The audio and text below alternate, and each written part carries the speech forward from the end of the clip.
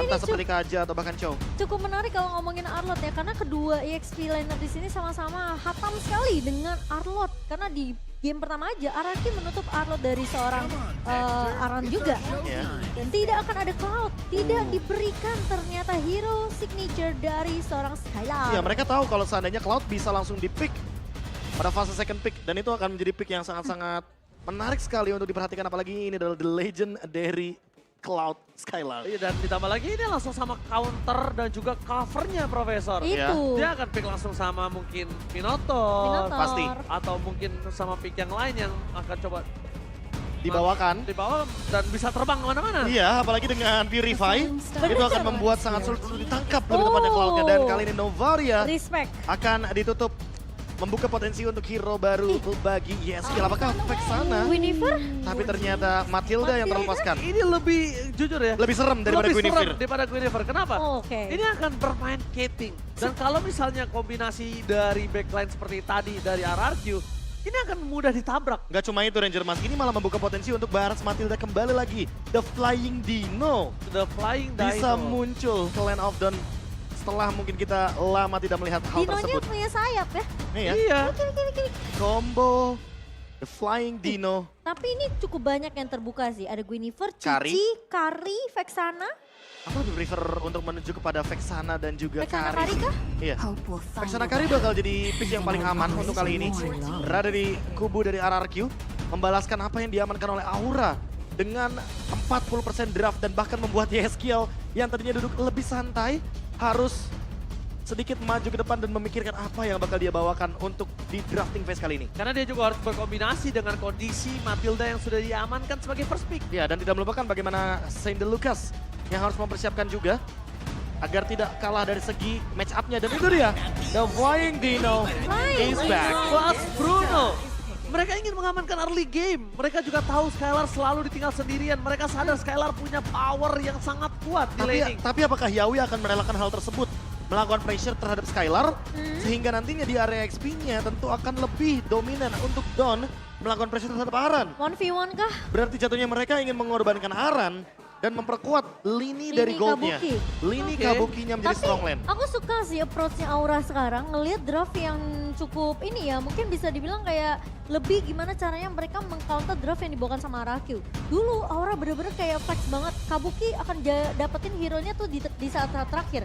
Tapi sekarang enggak, setelah melihat adanya Kari yang diamankan sama Araku, Aura langsung menjawab dengan membawa Bruno untuk seorang Kabuki. Tapi kalau misalkan udah ngeliat kayak gini, jatuhnya XP lanernya pasti bakal bener-bener punya damage, yaitu adalah Cici. Berarti nantinya RRQ masih punya kesempatan untuk membawakan Minotaur. Namun, kalau melihat seperti ini, entah kenapa, ini kayak membuka potensi untuk Terisla game akan muncul bagi Aran. Dia Oke. nggak main hero laning, dia bakal main dengan metode yang mungkin agak sedikit lebih tanky di depan. Karena memperkuat 4 fight.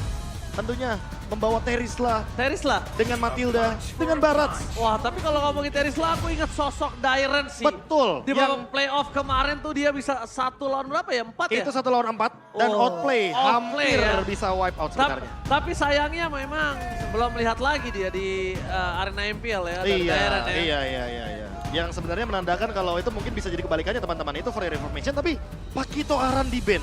Respect sih. Respect ban lagi. Aku jadi ingat banget kalau misalnya ada beberapa tim yang bertemu dengan Aura, mereka di second band-nya itu bener-bener respect banget sama Bahkan season lalu di first phase-nya loh. itu bang, itu dia Itu Profesor benar-benar Abe. dihabisin semuanya. Pakito dibuang. Benedetta masih terbuka tapi masalahnya Momochan. Makanya tadi aku sempat bertanya-tanya ya untuk di game yang pertama, ketika drafting phase, Araki mereka nggak terlalu memprioritaskan banning phase ke arah hero-heronya si Aran ini. Mereka buang ke arah Martis dan juga Grok. Oke. Martis. Aku juga penasaran apakah Martis akan muncul di sini. Mengingat sudah ada Barats yang bersamaan dengan Matilda, artinya akan ada hero yang berdempetan. Tapi Don punya segudang histori nih Profesor KB. Wah, silakan Momochan kalau gitu Yang dibacakan. dimana di posisi MDL, ke di MDL Indonesia season yang ke-7 berada di posisi 5-8. Tapi di posisi MDL Indonesia season yang ke-8 itu ada di posisi runner-up. Dan MLB Competitive Series season yang ketiga berada di posisi ketiga dan Hero Esport 4.0 berada di posisi 7 sampai 8. Iya. Kalau kita melihat bagaimana placement runner-up dari RRQ Sena di season lalu, di MBL Indonesia season yang ke-8, tentu itu makin lebih menarik lagi karena kita juga tidak bisa lepas dari Gugun atau bahkan Iya. jadi Bunny Kitty. Gugun dan Manik Cutie Ya, ya. lagi dan lagi. Storyline yang menarik untuk para pemain MDL yang up to MPL. Export Martis di kah? ban, dan kali ini Fanny juga di ban. Melepaskan Martis buat Irap.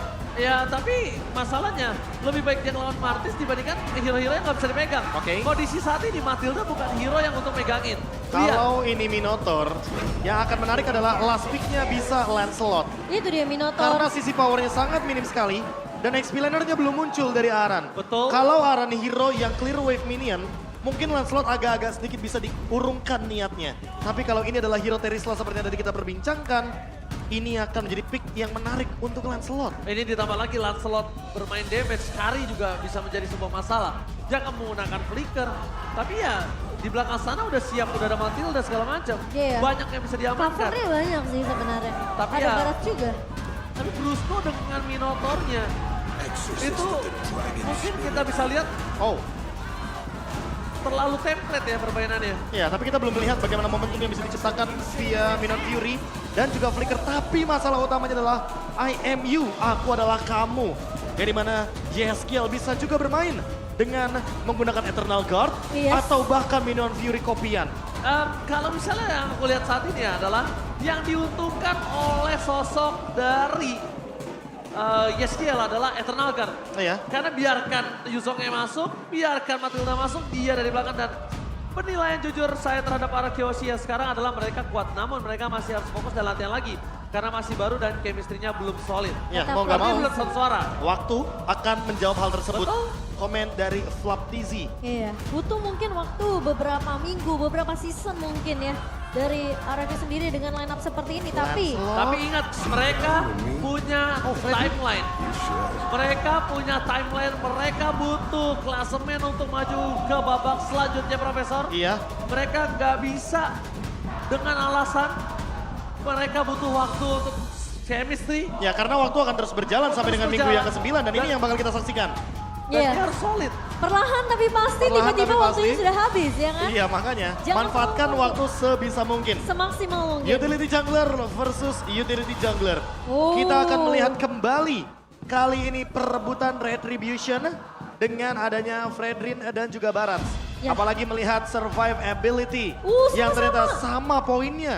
Gara-gara adanya Minotaur dan juga kehadiran dari Matilda. Tinggal kita lihat siapa yang lebih cepat untuk membuat Flask of the Assist. Sehingga hal tersebut yang akan menjadi asuransi early game, mid to late game juga bagi kedua sosok jungler yang akan menjadi samsak atau sandbag dari kedua belah tim. Ini sudah memasuki match point. Ingat, RRQ harus mendapatkan 1 poin karena kalau tidak, Aura akan menghempaskan mereka ke bottom klasemen. So, Apple Arena, mana tepuk tangannya? Let's go, go to the lane after. Kalau kita ngelihat dari indeks yang sempat ya kita saksikan tadi sebelum masuk ke dalam level of down Profesor KB. Ini untuk early game-nya berada di tangan dari Aura. Iya. Kelihatan mereka punya Matilda yang tentunya bisa kuat dari segi rotasi. Dan tentunya Yeskiel, apalagi sudah mempunyai IMU ya, bisa mengcopy beberapa sisi yang dimiliki oleh pemain-pemain RRQ, terutama lini depan. Dan tidak ada Purify lagi dari Aura. Mereka selalu berani ketika berhadapan dengan Minotaur dan Brusco. Dan bahkan poking damage sudah mulai terjadi perlahan tapi pasti. Itu Impurage. Ini dia, Barat Matilda yang nantinya akan sangat menjengkelkan ketika sudah bergerak ke mid game to late game. Dan posisi dari Yawi nggak akan berhenti bergerak tentunya. Setidaknya dia bakal coba untuk buka map, cari informasi terlebih dahulu. Sebenarnya kalau dilihat ya dengan draft komposisi yang dibawakan sama Aura kali ini sama seperti di game pertama di mana Yeskiel ngebawa Novaria kan. Ya. Berbedanya mungkin Matilda di tangan dari seorang Yawi. Dan jarak mungkin yang Dan menjadi pembeda. jarak juga, betul. Yeskiel kali ini harus lebih memperhatikan jaraknya. Karena kalau misalkan dia berada dalam kondisi yang bisa ditangkap oleh Brusco, ini bakal menjadi sebuah ancaman juga bagi lini belakang Aura.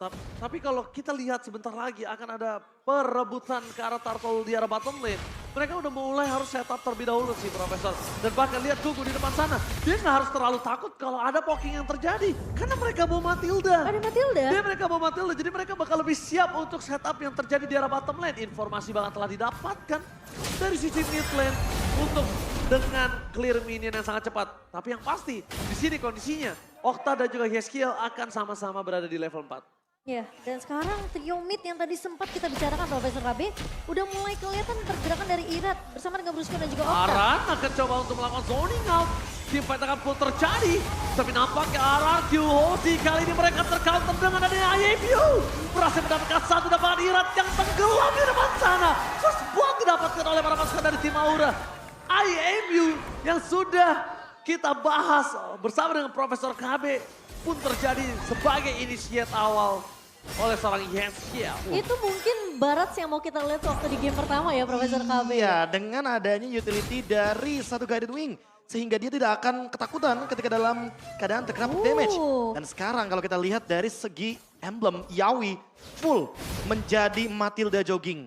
Dia akan berkeliling ke seluruh penjuru Land of Dawn. Agility Wilderness.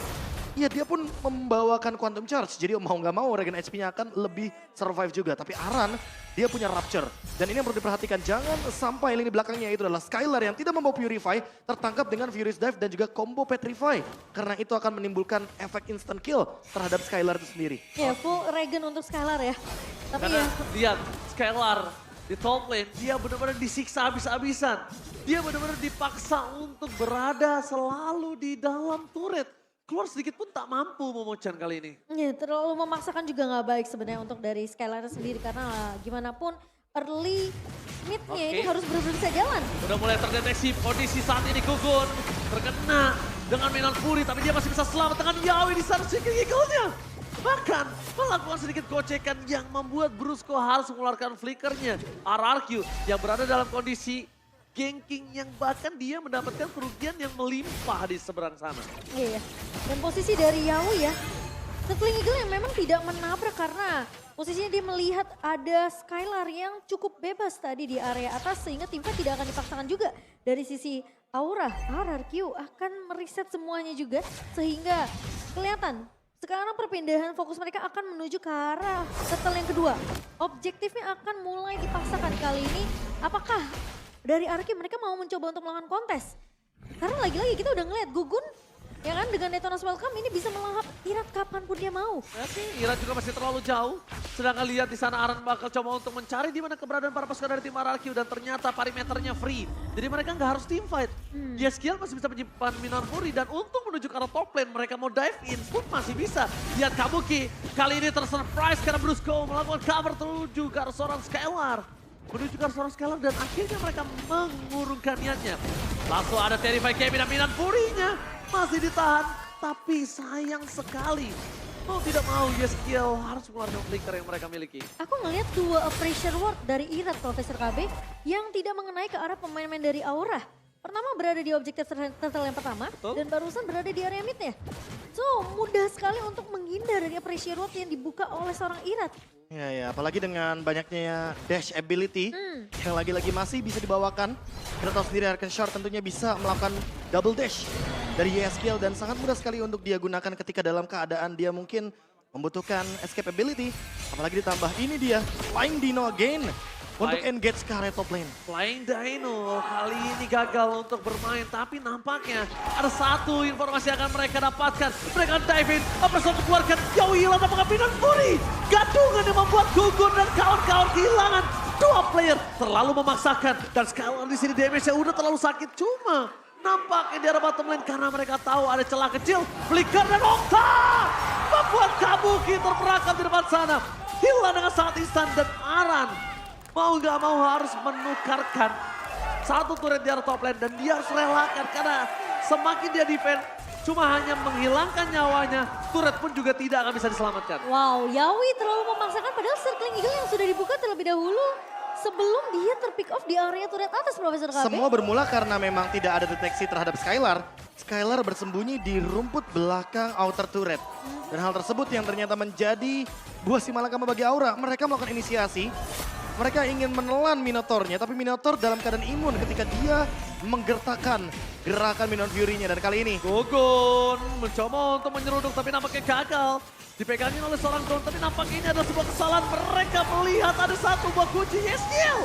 Di sana Pressword. Akhirnya berhasil menangkap Yeskiel, tidak ada Minion Fury. Gugun dipegangin kakinya bisa-habisan. Mencoba diganti dengan satu buah kill dari seorang Dawn. Dan tidak akan bisa bertahan. Cuma ini adalah kesempatan sosok seorang Irat untuk menukar dengan Turtle. Agar para pasukan Aura tidak mendapatkan perfect Turtle-nya. Oh, dan bahkan lihat Irat tidak akan diganggu ketika mencoba untuk mendapatkan turtle yang ketiga kali ini.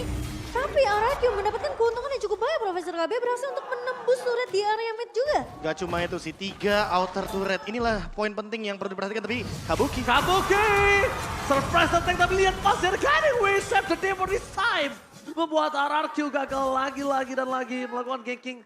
Blast of the Oasis, bahkan Yawi untuk menyelamatkan Kabuki hampir menggunakan flickernya supaya jarak guiding win-nya jauh sekali. Dan kondisi saat ini RRQ tahu tidak ada lagi escape skill mechanism yang dimiliki dari kedua posisi Aura, Yawi, dan juga Kabuki. Kayaknya sekarang Kabuki udah mulai harus berhati-hati sih untuk menyeberangi rumputan yang terlihat tidak bergoyang ya Profesor KB. Iya, semua bush jatuhnya akan ada preparation untuk fight juga. Karena RRQ kali ini lagi unggul 1000 gold. Dan keunggulan ini yang harus dimanfaatkan. Mereka harus bisa menekan dari dalam area jungle-nya agar minimal Gugun bisa kalah level. Dan Irat bisa memenangkan Battle of Retribution. Yeah. Apalagi dengan perbandingan Turtle 2-1 loh. Ketika di Lord nanti, yang harus diperhatikan adalah bagaimana cara untuk menghentikan dua pemain dari Aura. Yang pertama adalah Yeskiel, yang kedua adalah Arannya. Karena ketika Aran sudah mengeluarkan Black Dragon Form, berarti itu adalah kesempatan satu-satunya bagi RRQ untuk membalaskan setup teamfight yang dari tadi dimenangkan oleh kubu Aura. Oh, Yawi juga harus mulai mengendorkan permainannya sih. Dia udah harus tahu kalau guiding win-nya dan juga Seeking Eagle-nya itu udah ke target yang tepat. Dari tadi dia memang opening Profesor KB. Tapi dia belum tahu di dalam bus itu ada apa. Ada siapa? Ada siapa? Tidak bergoyang, dapatkan instan menuju ke arah sosok Sorkugu. Dan ini dia, Matilda Ireland 70 for this time. Dan mereka kehilangan karena parfum bump. Dominasi yang udah dilakukan RRQ dengan menuju ke arah 1000 gold difference. Supaya di arah Lord yang pertama mereka lebih perkasa memecah. Ya, urusan saya dan juga Golden Staff untuk Skylar, Profesor KB. Iya. Sementara dari Kabuki memang masih menang dari segi gold. Meskipun udah ada Haslow ya yang dikantongi oleh seorang Kabuki untuk menambah regen HP tentunya dan juga critical yang akan lebih tinggi untuk seorang Kabuki. Tapi targetingnya beda kali ini. Sementara kalau kita melihat dari Barat yang dimainkan oleh Gugun, dia akan tergerus oleh Demon Hunter Sword yang sesaat lagi akan ada di tangan dari Skylar. Berbeda dengan Irat, dia ada critical damage reduction dari Black Armor. Jadi walaupun sudah ada Berserker's Fury, Kabuki harus memperhatikan targeting dia gak bisa selamanya front to back.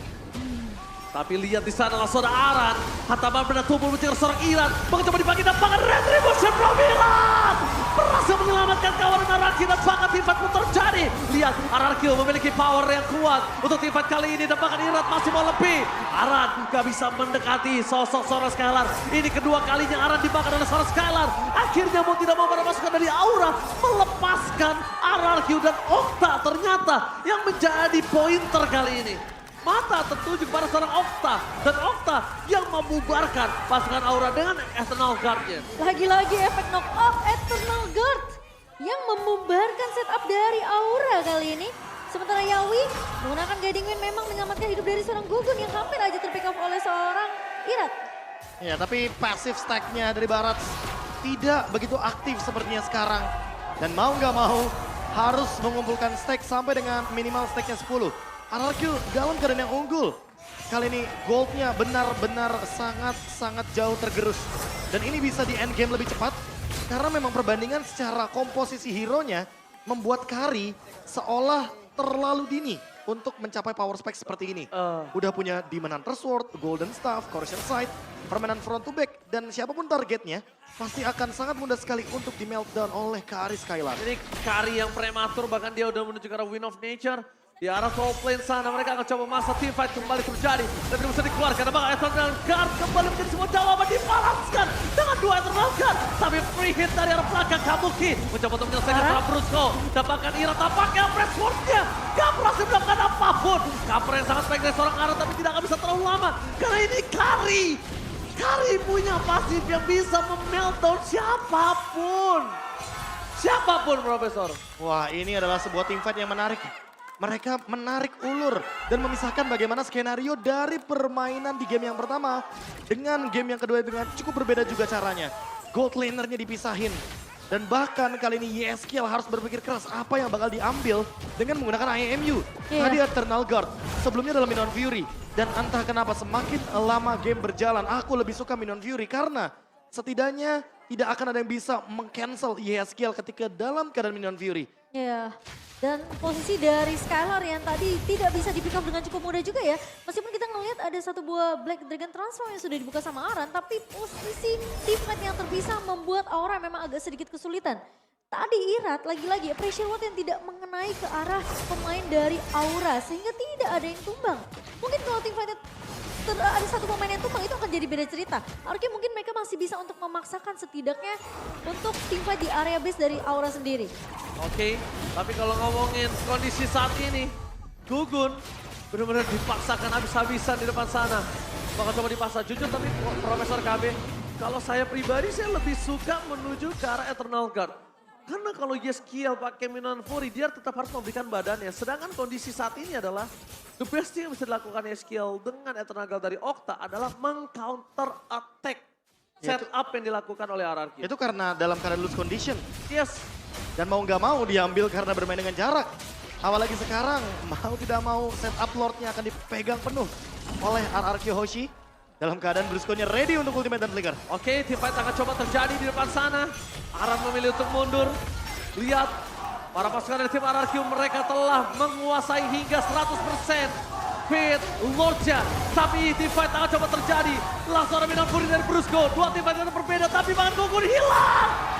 Gugun termakan oleh sosok seorang Don yang memegangi kakinya dengan sangat baik. Sedangkan Skylar tidak ada yang bisa menyentuhnya. Flicker from Skylar. Berhasil mendapatkan satu poin kill dan mereka kehilangan 4 pemainnya. Tersisa Aran, tapi base di arah top lane udah tidak ada. Minion tetap bergerak, apakah endgame akan terjadi? Ini bencana. Lihat Skylar, langsung coba untuk fokus ke seorang Aran. Dipaksa oleh Don. Tapi ketika tidak ada minion, mereka harus bersabar menunggu di arah mid lane terlebih dahulu. RRQ akan coba memaksa mendapatkan satu base turret. Tapi sebentar lagi Gugun akan kembali ke dalam line of dawn. Tapi setidaknya ompong base yang dimiliki oleh tim Aura. Wah, tidak mau terlalu memaksakan untuk melakukan endgame ke area base dari Aura. RRQ mereka menarik mundur karena mereka tahu pemain-pemain dari Aura sudah mulai kembali respawn. Dan lagi-lagi tim fight yang terpecah belah Profesor KB. Ya, emang ini lebih sulit bijak juga banget sih. buat Aura. Lebih bijak juga untuk mengambil satu base turret dibandingkan secara paksa untuk mendapatkan Lord tanpa adanya pertukaran dari segi turretnya. Oh, mau di kontes kah? Oh. Nah, kalau misalkan dalam posisi kayak gini terlalu berisiko untuk dikontes. Kayaknya mungkin menunggu untuk melakukan defense terlebih dahulu daripada team fight-nya nanti bakal benar-benar seperti di team fight yang sebelumnya Momo-chan. Iya, sembari menunggu ya kira-kira Gugun apakah Detonas Welcome yang dimilikinya ini bakal bisa untuk melahap ke arah Irat. Tapi ingat, Skylar dari tadi tuh positioningnya bener-bener free banget Profesor KB. Dan masalah utamanya karena mungkin YSKL Kabuki nggak ready dengan flicker. Sementara Okta dan Brusco itu bisa menggunakan Minion Fury combo flicker. Jadi kayak secara utility RRQ lebih siap untuk team fight Lord kali ini. Iya, dan Yaoi dipakai untuk escape mechanism aja sebenarnya. Itu boost yang selalu membuat para pasukan Aura sekarat. Dan lihat di depan sana, Retribution from Virat berhasil mendapatkan satu Lord. Aran memilih untuk mundur karena damage dari seorang Skylar free hit dari pelana Brusco.